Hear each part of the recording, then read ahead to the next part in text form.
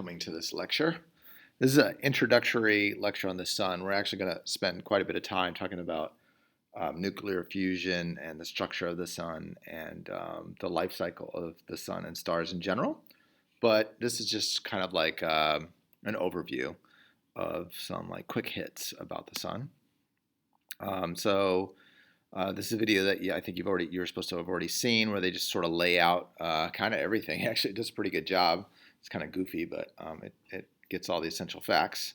So here's some quick facts. These are like things you should know, about the sun. Everyone knows it's big, but the fact that it can fit 1.3 million Earths into it should give you an idea of just how big it is.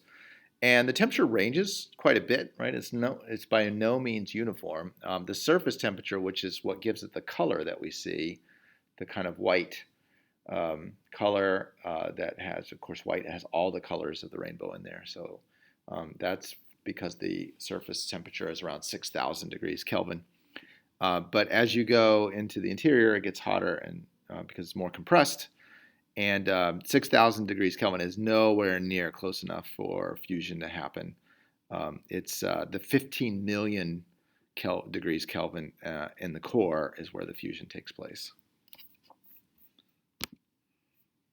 So this is another video that you should have seen. The guy, there's a heliophysicist that is doing commentary on this satellite that NASA's had up for a long time, the Solar Observatory satellite that takes pictures of the sun all the time in several different wavelengths of light, which allows you to see all these kind of different and interesting features.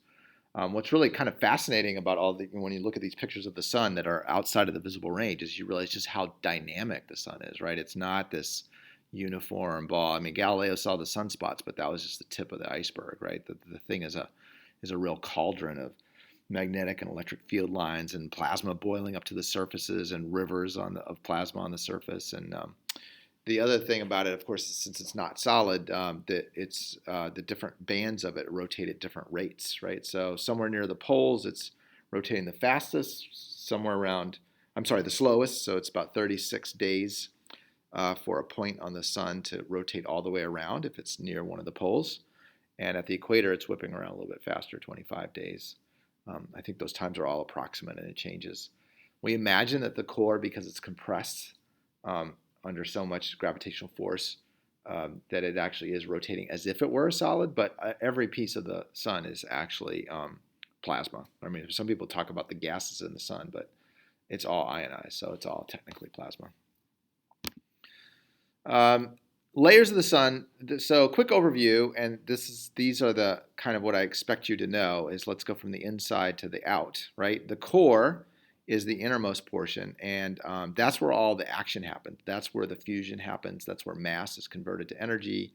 All the heat and light that comes out of the surface of the sun is generated down in the core, right?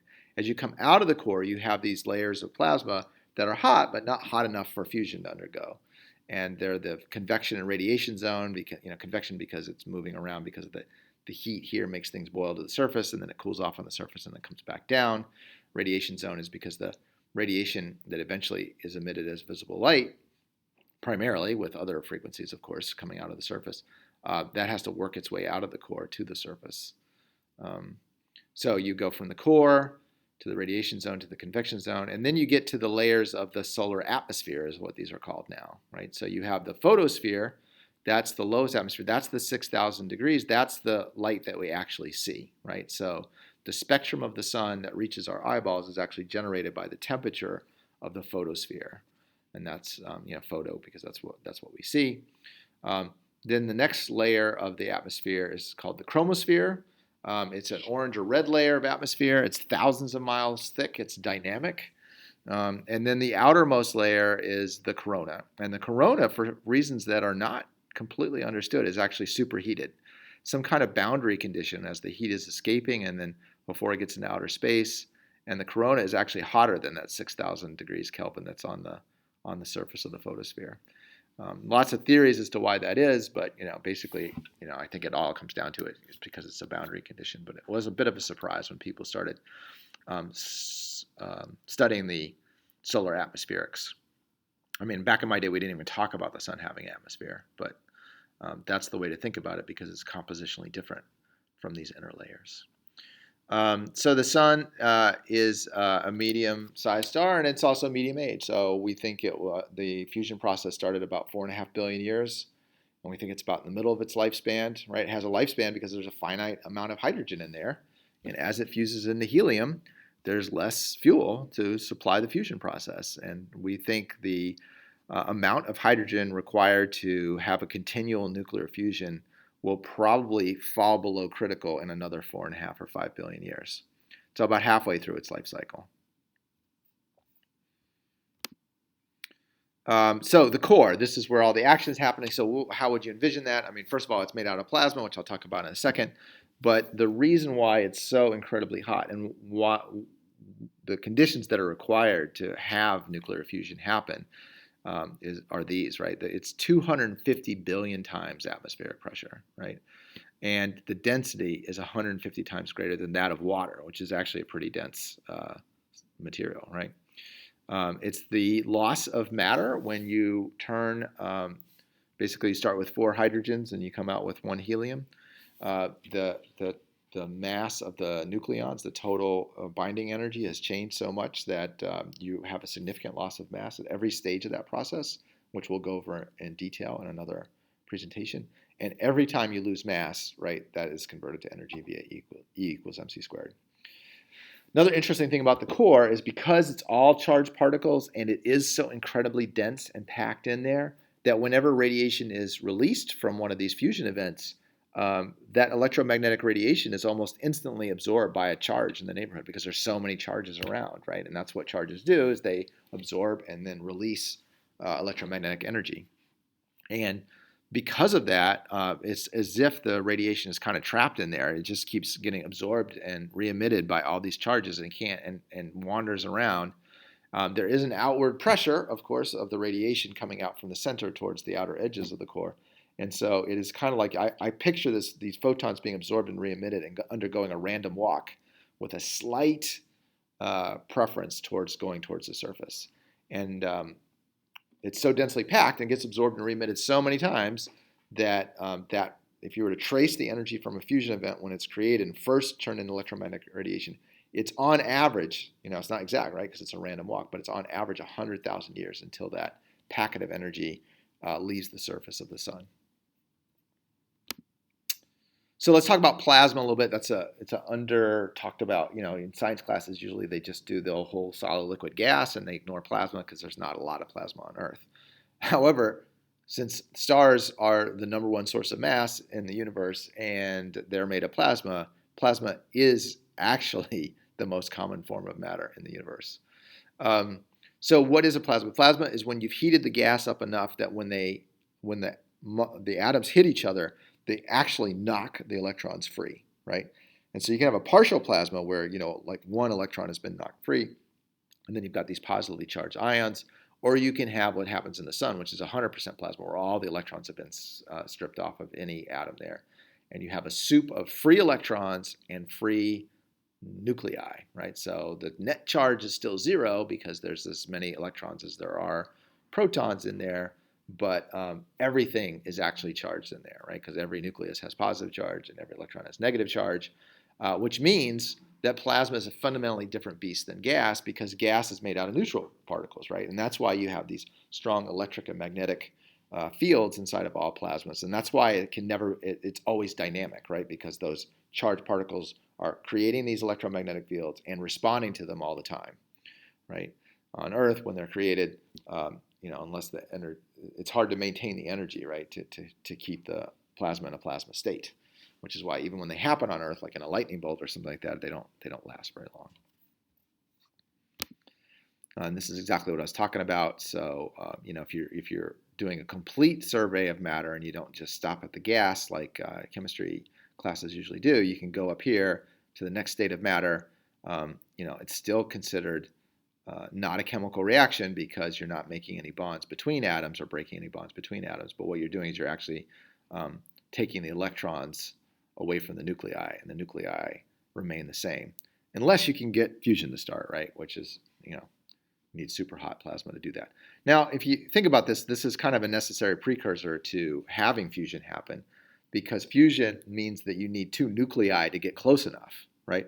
And normally in regular atoms, the nuclei in a regular chemical reaction or a regular like interaction of any kind between atoms, the nuclei don't even get close to each other, right? Because they're buried deep in the center of the atom, and the outer layer is all negative electrons. And so when two atoms get close to each other, it's the electrons on the outer layers that are interacting with each other, right? That's all chemistry is. And in physics, that's what the normal force and all those other kind of contact forces, it's all electron on electron stuff. And so you couldn't really conceivably get any fusion to happen until you can get the two nuclei close together. And so to do that, you've got to strip off the electrons. So you've got to start with a plasma. So when they do get close enough, the close enough is well defined. It means that the strong nuclear force can take over, right? Don't forget, two positive charges are going to repel just like two negative charges do. So if you get two positive nuclei and you gently nudge them towards each other, all they're going to do is drive each other away, right? Which is why you need so much temperature. You need the nuclei to be bouncing around so fast that they have so much energy that when they head towards each other, even though their positive charges repel, they can finally get close enough to each other so that they can actually latch on with the strong nuclear force. This is very similar to a chemical reaction, right? When you get two atoms, they have electrons on their outer shells, and they don't really, from a distance, don't necessarily want to hang out with each other because the negative charges are going to repel. But if they get close enough so that one, like the atom that just has one valence electron, and then the other atom that is lacking one valence electron for a complete shell, if they can get close enough, right, so that they can actually do that exchange, then the bond will get formed, right, and you get an ionic bond that way. But if the neutral atoms are not that close together, they kind of repel, right? And it is when they get close enough and then they snap in there, then you can have energy released from the formation of those bonds, right? And so it's the same thing here, except instead of forming bonds that are electromagnetic, you're forming bonds with a strong nuclear force, which is orders of magnitude stronger. And that's why you get orders of magnitude more of energy released when the bonds are formed, right? And so this is very different than fission, right? So let me just remind you, fission is what all the nuclear power plants in the world currently operate on, which is you have a big, fat, heavy nucleus that's dying to fall apart, right? That's what fission is. It's the breaking apart of these big nuclei. And they are more stable as broken pieces than they were as the whole piece. And so they are lower energy, and therefore energy is released. And if you mass them, the mass has gone down, right? Fusion is happening with the small light elements being brought together and creating a more stable, bigger atom, right? And we are currently doing research to try to make fusion power plants. That would be great because there's no radioactive ingredients or radioactive products, right? You got hydrogen in the beginning, you got helium in the end. The problem is sustaining it, right? We can definitely trigger fusion reactions. That's not a problem. We've been doing that since the 1950s in bombs, right? That's the so-called H-bomb. So that came after the first generation bombs invented in World War II, and the Manhattan Project were atomic weapons, but they all relied on fission, right? So they used like uranium and plutonium. The second generation of bombs, which have never been used except for like test sites, are the fusion bombs.